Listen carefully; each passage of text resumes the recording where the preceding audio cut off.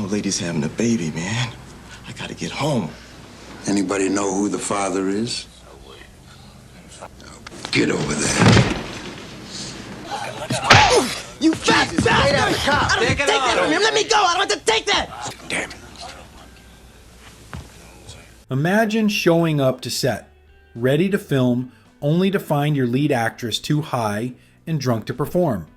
That's exactly what happened on the set of Convoy, a film already drowning in chaos. Ali MacGraw, struggling with a troubled personal life and discomfort in front of the camera, arrived so intoxicated on tequila and cocaine that she couldn't act. But here's the twist.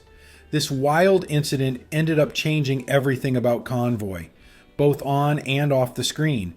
And in a film already helmed by an out-of-control director, it was just another day in one of the most turbulent productions in Hollywood history. Released in 1978, Convoy was a high-octane action film directed by the infamous Sam Peckinpah and starring Chris Christopherson, Ernest Borgnine, and of course, Ali MacGraw.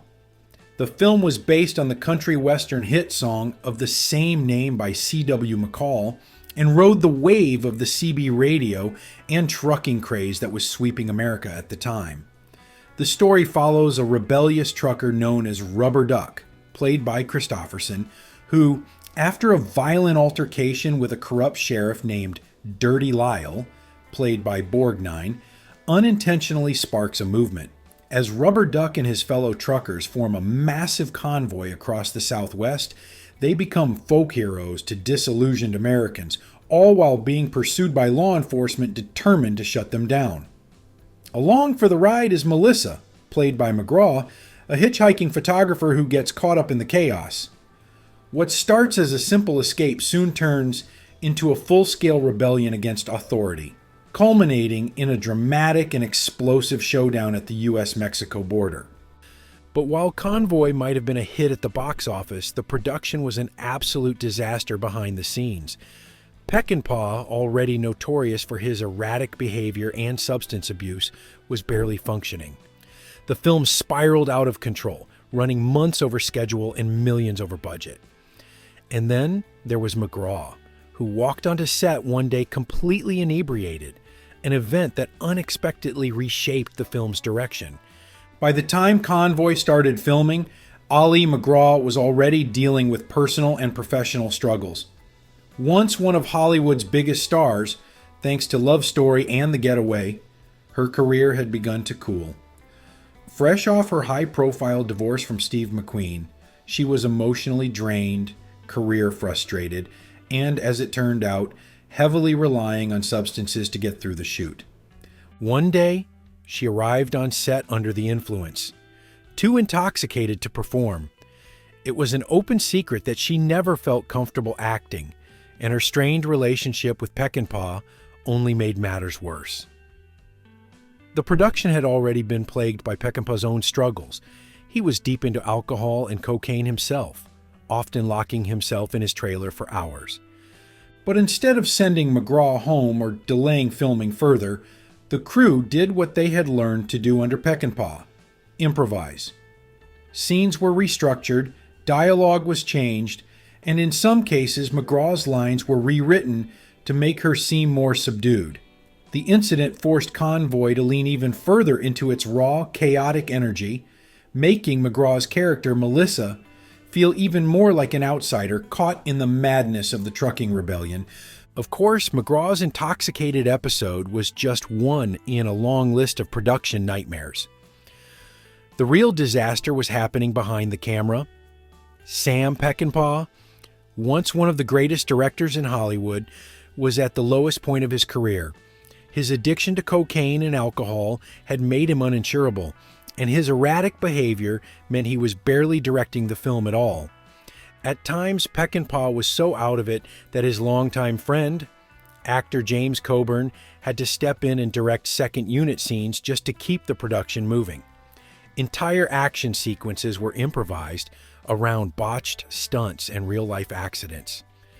The film's signature bar fight, it took 10 days to shoot, an absurd amount of time for what should have been a relatively simple scene. When Christopherson left the shoot for a concert tour, production had to shut down for weeks. And when Peckinpah finally delivered his cut of the film, he didn't even bother including the last 30 minutes. The studio had to wrestle the project away from him to get it across the finish line. Further complicating matters, Peckinpah's paranoia was at an all-time high. At one point, he reportedly called his nephew, ranting that Steve McQueen and a car leasing company were conspiring to kill him. Crew members found themselves navigating his unpredictable mood swings, often unsure whether he would be functional enough to direct each day. The atmosphere on set became so volatile that some crew members quit and others stayed only out of loyalty to Peckinpah or Christopherson. Some of the film's most memorable action sequences weren't even planned. The truck rollover scene featuring Madge Sinclair's character Widow Woman happened by accident when the truck unexpectedly tipped during a turn. Instead of scrapping the footage, Peckinpah decided to incorporate it into the film, even adding dialogue to justify the moment. Similarly, numerous vehicle crashes were actual wrecks that occurred due to poor stunt coordination, and Peckinpah, in a move of chaotic genius, simply included them in the final cut. Ali MacGraw's on-set meltdown turned out to be a wake-up call, not just for the production, but for her personally. She later admitted that the incident forced her to confront her drug use, and she ultimately quit substances altogether. But the experience left a mark. She would later call Convoy one of the worst experiences of her career, feeling that her performance was among her weakest. Despite, or maybe because of, the chaos, Convoy became the biggest box office success of Peckinpah's career, grossing over $45 million. But it also marked the end of the road for him. His behavior on set made him virtually unemployable, and it would be 5 years before he directed another film. Convoy was also MacGraw's last major studio film for nearly a decade. And yet Convoy has endured. It has a cult following, fueled by its mix of rebellious spirit, high-speed trucking action, and its place as an unintentional time capsule of late 70s America. Now it's time to hear from you. What do you think about Convoy? Was it a misunderstood classic or a chaotic mess? And how do you feel about Ali MacGraw's performance, knowing what was going on behind the scenes? Let us know in the comments below, and don't forget to hit like and subscribe for more behind the scenes Hollywood madness.